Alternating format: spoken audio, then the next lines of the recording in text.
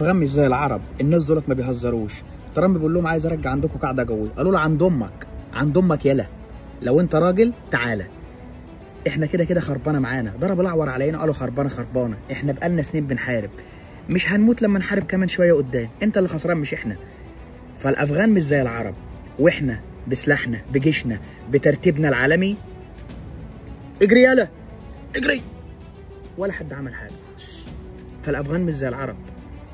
الحمد لله النهارده لسه قاري خبر بريطانيا وفرنسا وبلجيكا واسبانيا اعترفوا بدوله فلسطين.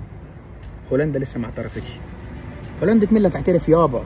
هولندا مين؟ هولندا كانت بتحارب مصر مع الاسرائيليين في 73. هولندا مين اللي تعترف بفلسطين؟ احنا هنهزر؟ واحد يقول لي هولندا بتقبل لجوء الفلسطينيين؟ اسكت يا عم الله يبارك لك. فالافغان مش زي العرب. انا معاشر الافغان.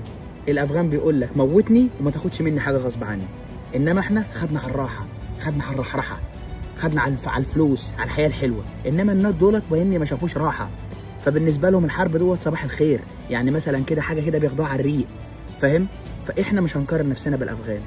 ربنا ينصر اهلنا في غزه وينصر اهل فلسطين. الناس هتقول لي يا احمد هنا وانت بتاع سياسه، يا عم خليك في اللي انت فيه، انت بتاع حلاقه وبتاع لعيبه كوره وبتاع. ايوه انا مش بتاع سياسه ولا بتاع الكلام ده، بس الواحد بيشوف الحاجات ديت بتقهر بيزعل.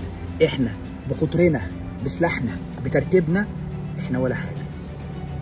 معلش ان انا بقول كده، الكلام ده هيزعل ناس كتير، بس للاسف هي دي الحقيقه، هي دي الحقيقه. عارف انت كده لما تبقى عيان وتشرب دواء مر عشان تخف، هو ده مراره الدواء، وهي دي الحقيقه اللي احنا عايشين فيها دلوقتي.